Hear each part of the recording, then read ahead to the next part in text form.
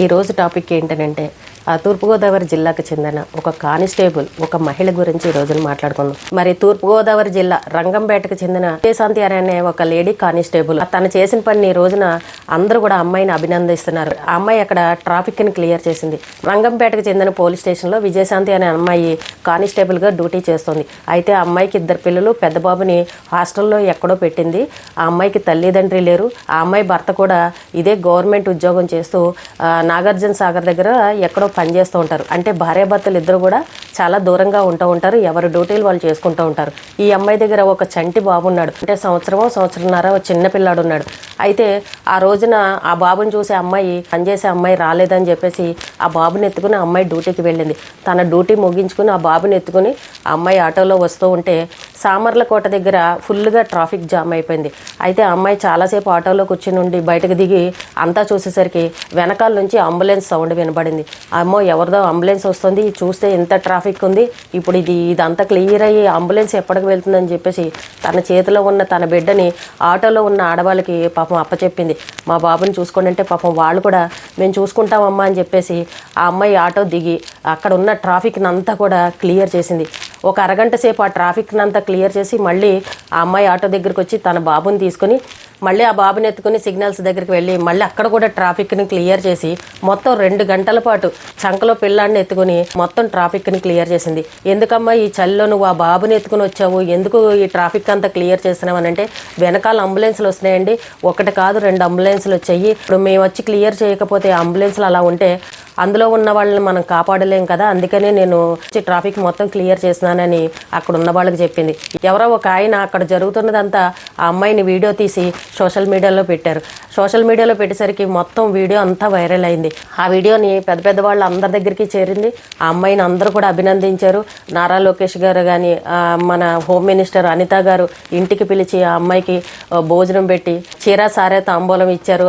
ఆంధ్రప్రదేశ్కి సంబంధించిన వాళ్ళు పెద్ద వాళ్ళందరూ కూడా అమ్మాయిని అభినందించడం జరిగింది. మామూలు వాళ్ళు వెళ్ళి ట్రాఫిక్ని క్లియర్ చేశారంటే ఎవరు మాట వినరు. అదే పోలీసులు చెప్తేనే అక్కడ మాట వింటారు. ఆ అమ్మాయి పోలీస్ డ్రెస్లో ఉంది. తన చంటి బిడ్డని వేరే వాళ్ళకి అప్పచెప్పి ముందు అక్కడ అంబులెన్స్ను పంపించాలన్న ఆలోచనతోటి ట్రాఫిక్ని అంతా కూడా క్లియర్ చేసి ఆ 2 అంబులెన్స్లని కూడా పంపించింది. అదే సమయంలో ట్రాఫిక్ పోలీసులు, ఎస్పీ గారు ఇలాంటి వాళ్ళు అందరూ కూడా అక్కడ పెద్ద వాళ్ళు ఉన్నారు. ఎంతోమంది ఆడవాళ్ళు గవర్నమెంట్ ఉద్యోగాలు చేస్తున్నారు. ఇప్పుడు బ్యాంకులకు కానీ పోస్ట్ ఆఫీస్కి కానీ ఎవరన్నా వెళ్ళారనుకోండి, పరిస్థితి ఎలా ఉంటుంది చెప్పండి. చాలాసార్లు గమనించాను. పోస్ట్ ఆఫీస్కి వెళ్ళామనుకోండి, అక్కడ ఏదో డబ్బులు కట్టడానికో తీయడానికో దేనికో వెళ్తూ ఉంటాం. వెళ్ళినప్పుడు అక్కడ కౌంటర్ ఖాళీగా ఉంటుంది, ఓపెన్ చేసి పెట్టేస్తారు. ఆ ఆడవాళ్ళు వెళ్ళి అవతల వాళ్ళతో ముచ్చట్లు పెట్టుకోవడము, లేదు అని అంటే ఇప్పుడే వస్తామని చెప్పేసి వెళ్ళిపోవడము, అక్కడ గంటలు కూర్చోబెడతారనమాట. పనిని ఫాస్ట్గా చేయరు. అయ్యో పాపం సీనియర్ సిటిజన్స్ వచ్చారు, కనీసం కొంచెం కూడా ఇంకిత జ్ఞానం ఉండదు. ఆ పక్కకు పోవయ్యా, వెళ్ళి అక్కడ వెళ్ళి అడుగు, లేదా వాళ్ళని అడుగు, ఇక్కడ లేదు వెళ్ళని ఇలా విసుక్కుంటూ సమాధానం చెప్తారు. ఏదైనా తెలియని విషయాన్ని అడిగారు అనుకోండి, కరెక్ట్గా నిదానంగా వాళ్ళకి చెప్పాలి కదా. అంత గంటల సేపు కూర్చోపెట్టి తర్వాత వెళ్ళి ఏదైనా అడిగారని అంటే మాకు తెలియదు అంటారు. లేదంటే నువ్వు రేపు రా, రావాల్సిన ఆయన ఈ రోజు రాలేదు, లీవ్లో ఉన్నారు, రేపు రా, లేదంటే ఎల్లుండి రా అని ఇలా తెప్పించేసిన వాళ్ళు కూడా ఉన్నారు. అదే బ్యాంకుల్లో కూడా అంతేనండి. చాలామంది వెళ్తారా, లంచ్ టైం అయిపోయిందని బోర్డులు పెట్టేసి తర్వాత రండి, గంట తర్వాత రండి, లేదంటే బ్యాంక్ టైం అయిపోయింది మీరు రేపు రండి, ఎల్లుండి రండి అని ఇలా తిప్పిచ్చేస్తూ ఉంటారు. ఎంతమంది అలా తిరిగిన వాళ్ళు లేరండి మనలో. కానీ ఒక బాధ్యతగా చెయ్యాలి. నిజంగా చెప్పాలంటే ఇప్పుడు అమ్మాయి డ్యూటీ అయిపోయింది. అంత చంటి బిడ్డను ఎత్తుకుని మళ్ళీ దిగి ట్రాఫిక్ క్లియర్ చేయాల్సినంత అవసరం అమ్మాయికి లేదు. చక్కగా ఆటోలో ఉన్న అమ్మాయి ఆటోలోనే వెళ్ళిపోవచ్చు. పక్క వాళ్ళు ఎవరో తెలీదు, సడన్గా మా బాబుని ఎత్తుకోండి అని చెప్పేసి వాళ్ళకి ఇచ్చేసి ఆటో దిగి ఈ అమ్మాయి వెళ్ళిపోతే ఆ పిల్లాడిని ఏ ఆటోలో ఉన్న వాళ్ళకి ఇచ్చిందో కూడా అమ్మాయికి గుర్తులేదు. తన బిడ్డను కూడా లెక్క చేయకుండా ముందు బాధ్యతగా దిగి వెనకాల అంబులెన్స్ వస్తుంది, ప్రాణం కాపాడాలన్న ఆలోచనతోటి ఆ అమ్మాయి అక్కడ ట్రాఫిక్ని మొత్తం క్లియర్ చేసింది. అది గొప్ప విషయం. అదే ఇంకా వేరే వాళ్ళు ఎవరన్నా అనుకోండి, నాకెందుకు వచ్చిందిలే, నా డ్యూటీ టైం అయిపోయింది, ఇప్పుడు దిగి చల్లో పడి ఎవడు నిలబడతాడు, పిల్లాడు ఏడుస్తాడు, పిల్లాడికి ఆకలిస్తుందని ఇంటికి వెళ్ళిపోవాలనే చూసారా. తన బిడ్డను కూడా లెక్క చేయకుండా తను ఆ రకంగా చేసింది అని అంటే మరి ఈ రోజున అందరూ అభినందిస్తున్నారు అని అంటే ఎంత గొప్ప విషయం చెప్పండి. సజ్జనార్ సార్ కూడా ఆ అమ్మాయి గురించి ట్వీట్ చేశారు. ఇప్పుడు అమ్మాయిని చూసి అందరూ కూడా తెలుసుకోవాలి, ఇది మన బాధ్యత, మన టైం అయిపోయింది, మన డ్యూటీ అయిపోయింది, ఇంక ఈ పని మనం ఈ వేళ చేయకూడదు, రేపు చూసుకుందాంలే, రేపు రమ్మని చెప్దాంలే అని ఈ రకంగా అనుకోకూడదు. జనాలను ఎప్పుడు కూడా ఇబ్బంది పెట్టకూడదు. ఒక 5 నిమిషాల నుండి వాళ్ళు పని చేసి పంపిస్తే వాళ్ళు కూడా హ్యాపీగా ఫీల్ అవుతారు కదా. ఎక్కడెక్కడ నుండో దూరాల నుండి వస్తారు, అనారోగ్య సమస్యలు ఉన్న వాళ్ళు వస్తారు. పాపం అస్తమానం రావాలని అంటే పెద్దవాళ్ళు రాలేరు.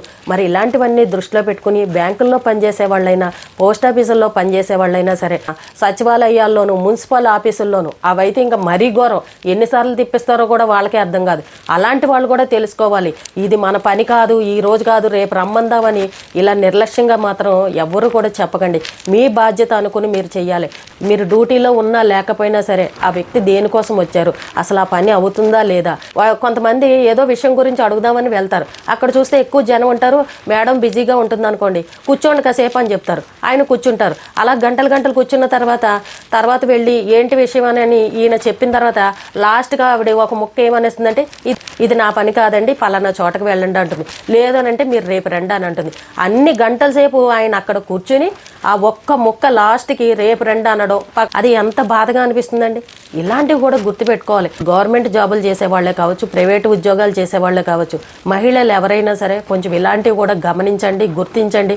ఎక్కువ సార్లు మనుషుల్ని తిప్పించకండి. మున్సిపల్ ఆఫీసుల చుట్టూ అయితే ఎంఆర్ఓలు కానీ విఆర్ఓలు కానీ చుట్టూనైతే ఇంకా వాళ్ళు తిరిగే తిరుగుడైతే మామూలు తిరుగుడు కాదు. మనం ప్రజలకు సేవ చేసే విధంగా ఉండాలి. ఆ అమ్మాయి చెప్తుంది, నాకు సోషల్ సర్వీస్ అంటే చాలా ఇష్టమండి, నేను అన్నవరంలో కూడా డ్యూటీ చేశాను, మీరు అన్నవరం వెళ్ళడితే నా గురించి చెప్తారని మా అమ్మాయి గర్వంగా చెప్తుంది. ఒక పోలీస్ డిపార్ట్మెంట్లో ఉన్నందుకు చేయగలిగినంత సాయాన్ని చేస్తుంది.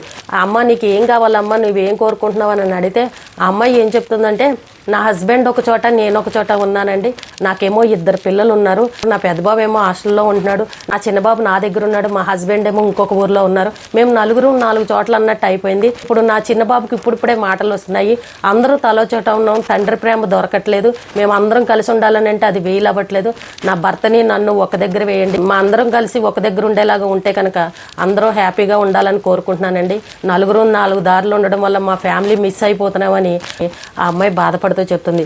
ఈ రోజున ఎంత మంచి పేరు తెచ్చుకుందో చూడండి. అమ్మాయిది తూర్పుగోదావరి జిల్లాలో పల్లెటూరు అంట, వాళ్ళ మేనమామది.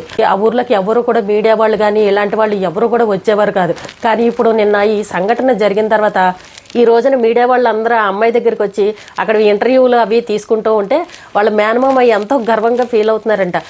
ఆ ఊరు వాళ్ళందరూ కూడా అమ్మాయిని గొప్పగా చెప్పుకుంటున్నారంట. మా పల్లెటూరులోకి అసలు ఎవరూ రారు, మీడియా వాళ్ళు అంటే అస్సలు రారు, ఈ రోజున విజయశాంతి కోసం వచ్చి ఇలా ఇంటర్వ్యూలు తీసుకుంటున్నారని అంటే మా ఊళ్ళో వాళ్ళందరూ గొప్పగా చెప్పుకుంటున్నారు, చాలా గర్వంగా ఫీల్ అవుతున్నారు. మా మావయ్య ఎప్పుడో అంటూ ఉండేవాడు, ఆడపిల్లలకి చదివేందుకు, ఉద్యోగాలు ఎందుకు, చక్కగా పెళ్లి చేసుకుని ఇంటి పట్టున ఉండనమ్మా అని ఇలా అనేవాళ్ళు. కానీ ఈ రోజున మా ఊళ్ళో వాళ్ళందరూ కూడా గర్వంగా చెప్పుకుంటుంటే నాకు చాలా సంతోషంగా ఉంది, నాకు చాలా హ్యాపీగా ఉందని ఆ అమ్మాయి చెప్తుంది. అందరూ తెలుసుకోవాల్సింది ఏంటంటే, ఈ గవర్నమెంట్ ఉద్యోగస్తులు ఏ డిపార్ట్మెంట్లో ఉన్న వాళ్ళైనా సరే మన వంతు సాయంగా మనం చేయాలి. మన డ్యూటీ అయిపోయింది, ఇది మన పని కాదు, మనకు సంబంధం లేదు, మనం డ్యూటీ చేసామా వచ్చామా వెళ్ళిపోయామా ఇలా కాకుండా మానవ సేవే మాధవ సేవ అనుకుని ఎవరైనా మనల్ని సహాయం కోరి వచ్చారు అని అంటే వాళ్ళకి ఏదో ఒక సహాయం చేయడం, ఓ మంచి సలహా చెప్పడం, ఇలాంటివన్నీ కూడా చేశారనంటే ఆ అమ్మాయిని ఏ రకంగా మెచ్చుకున్నారో అంత చక్కగా మెచ్చుకుంటారు. ఎంతో దూరం నుండి మీ దగ్గర ఈ పని కోసం దేనికన్నా వచ్చారనంటే ఊరికే 10 సార్లు తిప్పడం, వాళ్ళ దగ్గర డబ్బులు తీసుకోవడం, ఇది కాదు మీరు చేయాల్సింది. ఇప్పుడు గవర్నమెంట్ వాళ్ళకి గవర్నమెంట్ చక్కగా జీతం ఇస్తుంది, జీతం ఇచ్చినప్పుడు మీరు తీసుకునే జీతానికి మీ పని మీరు చెయ్యాలి కదా.